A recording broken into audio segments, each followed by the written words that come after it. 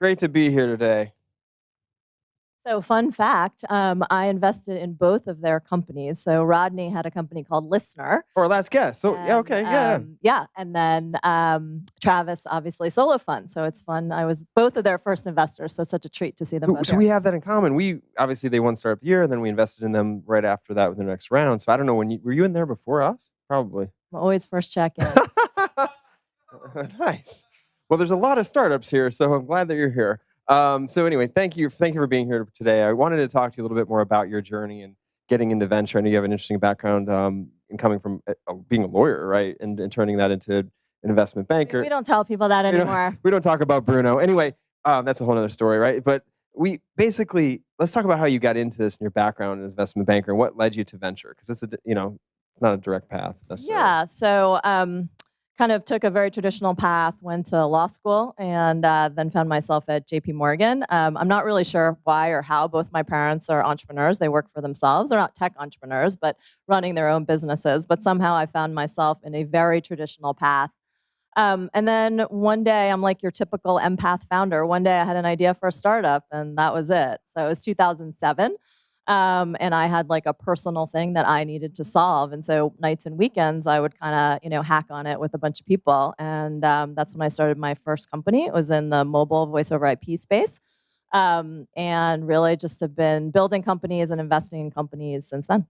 Right. So you sold that company, right? You sold that company, you exited, and then I sold that company. Then I started a mobile marketing company. And at the time, people were like, well, what's this mobile thing? Like Americans were just not really like keyed in to the fact that, this was going to be the next kind of screen. This was going to be the next medium for people. So wild to think about now. I know. Well, 2007, like the iPhone had just come out. And so it was a really, really different time. Definitely. Okay. So you then went on to basically create some of the first accelerator, right, for corporate accelerator. You jumped into a corporate world and started doing accelerators before there were accelerators. Can you share a little bit more about that? Yeah. So actually, right after I sold my company, I was thinking of my next idea for a company. And I was going to take 6 months off and travel around the world. And my first stop was, I literally was going to like Southeast Asia and Africa. I had this I had literally a backpack packed. And my first stop was London because it was from New York. It was kind of the way.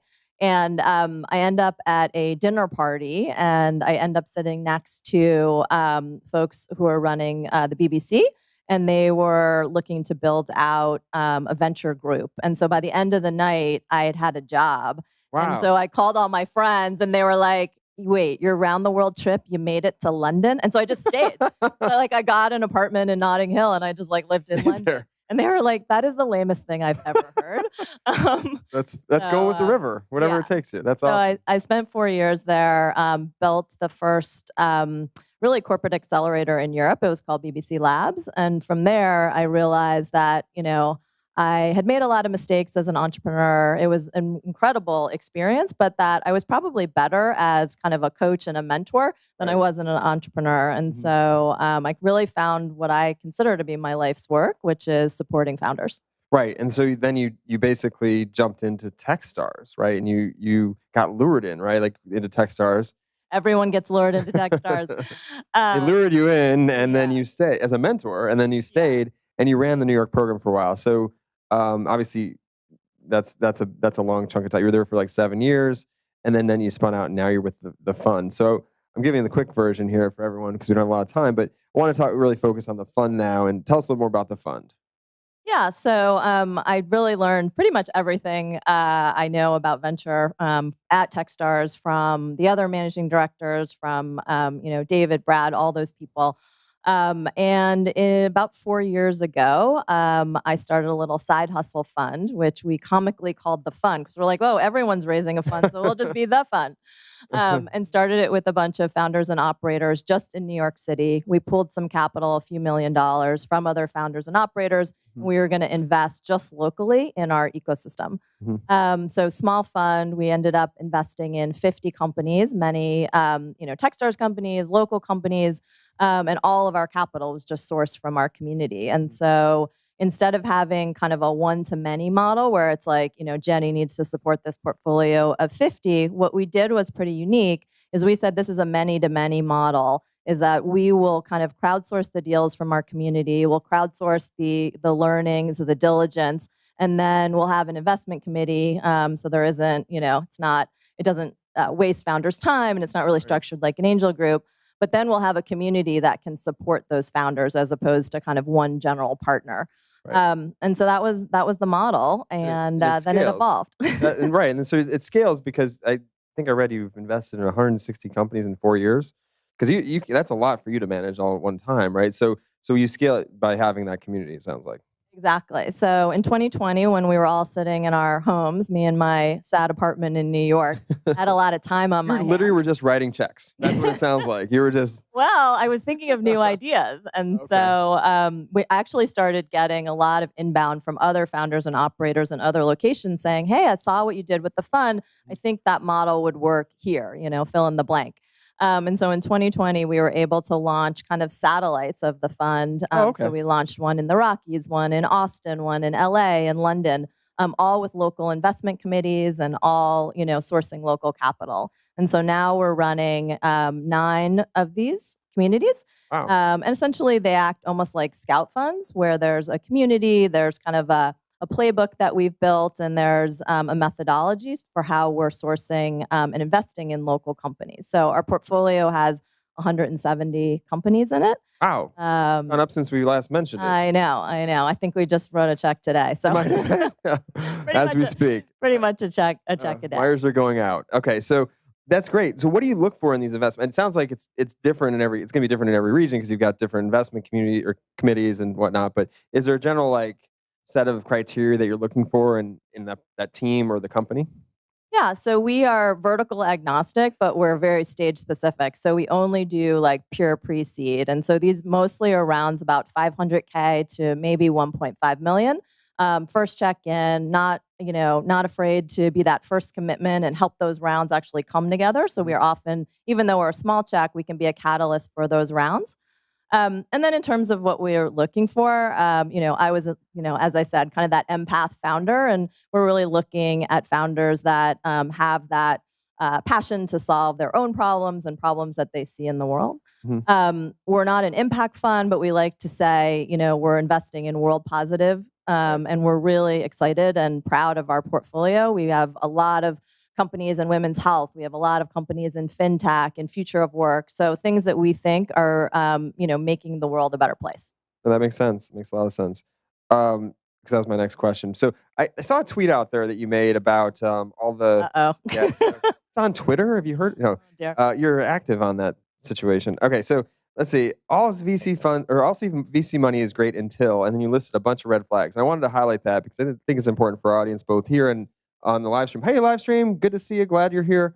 Wanted to just kind of make sure that you could share some of the advice that you give to startups that are pitching VCs, because it was a great list, and I thought that it'd be good to kind of talk through some of those things. Yeah. Remember so the point of that tweet was actually a founder had a very unfortunate situation, which was, there were kind of hard times. It was 2020, and things weren't really working out. And even though this founder owned the majority of their company, the investors actually weren't happy and wanted the founder kind of out. And so they were able to be quite crafty, and through leverage, not through the power of ownership in the company, but through kind of leverage, were able to essentially get him to step down. And it was pretty, kind of traumatic all around. But it was a good reminder that venture capital money comes with consequences in a way, and that you have to pick your investors well, and that you have to really understand what this means. And in the last few years, we've just been living in these kind of glory times where, founders have a lot of control and there's a lot of money out there, but, that can change on a dime if you're not kind of living up to the expectations of what that money entails. That makes sense. That makes a lot of sense. So also for the startups out there, are there certain ones or certain types of companies or certain companies you're thinking of that you've invested in that you're closely watching or thinking about right now? What's top of mind for you? What gets you excited? I've heard a lot of folks talk about different things that they care about here today, and some are in the metaverse, and some are here in real world and all that. So tell me a little bit more about what you're what you're thinking about, what excites you as an investor. Yeah, so this might be a surprise, but I've built a portfolio about half a dozen companies in Nigeria. Oh, So wow. I've been quite excited about the ecosystem there for a number of years, and developed a nice little community. I'm getting really great referrals from the founders that I've invested in. I had a few go through my Techstars companies. They're mostly in kind of infrastructure, whether it's fintech or kind of logistics. But I think developing countries are a massive opportunity right now, and I'm Yeah. really excited to lean in. That's really interesting. We've seen a lot of companies come through our community that are literally doing that in the fintech space and infrastructure. So love hearing that. I'm glad to hear that you're investing in those. So obviously, being a part of Techstars for so long, very focused on mentorship and whatnot. What are some things that you've learned along that journey that you pulled out of Techstars now you're applying today to the startups you work with? You have to meet founders where they are. And so, what we try to do at the fund is really look at the companies and the founders kind of holistically and say, like, how is it that we can support you, Mhm. as opposed to kind of putting founders in a box. Like, you need those metrics or you need your team to look like this. Mhm. Every team is slightly different. So we try to kind of use empath, and we're all founders and we've all gone through the journey. Right. And so we try to put ourselves in those founders' shoes. And a lot of that I got from my training at Techstars for sure.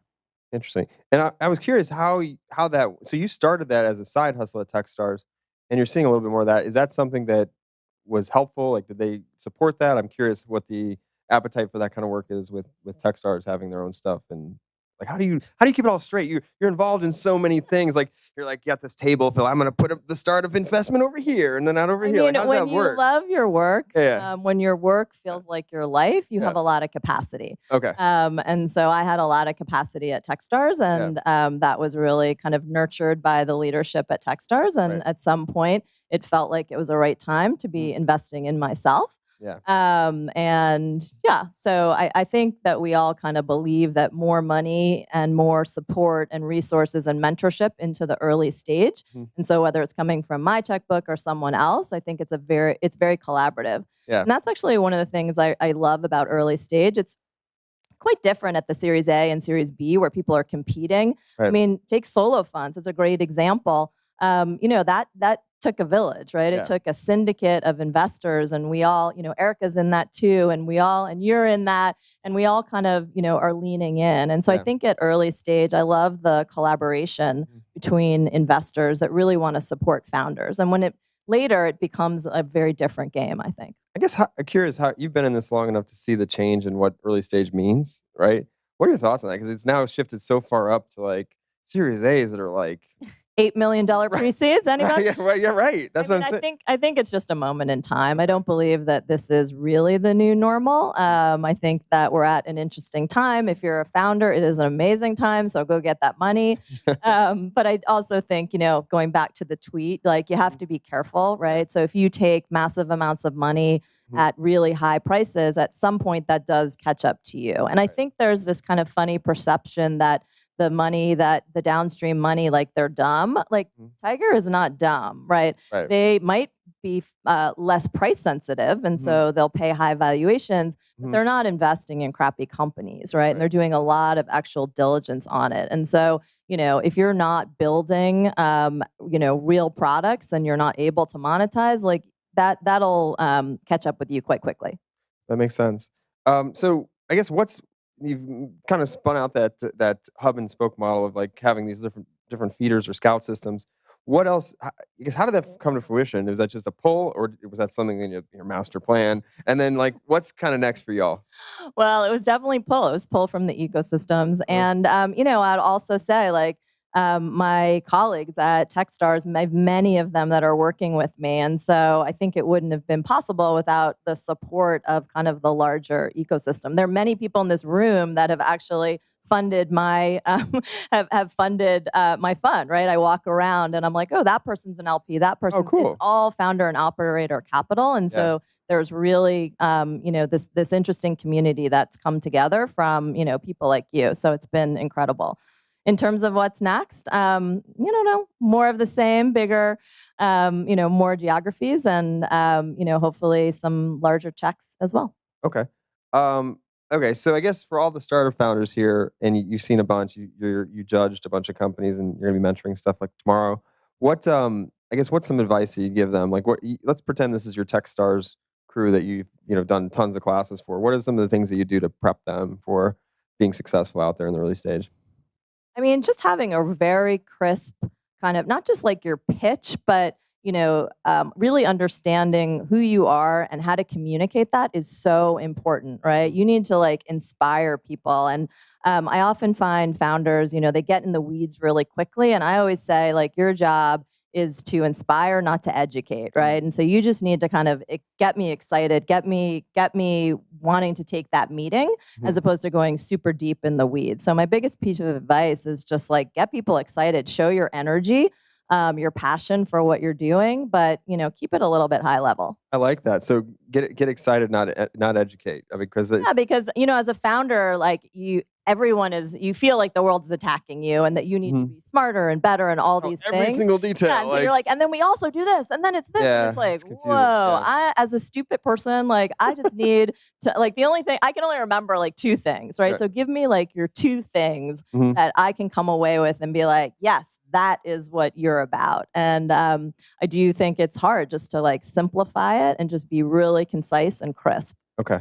That's great. Thank you so much for all this. I really appreciate being here. Thanks, Jenny Fielding. Thanks. Let's hear it for Jenny Fielding today. All right. Thanks so much, Jenny.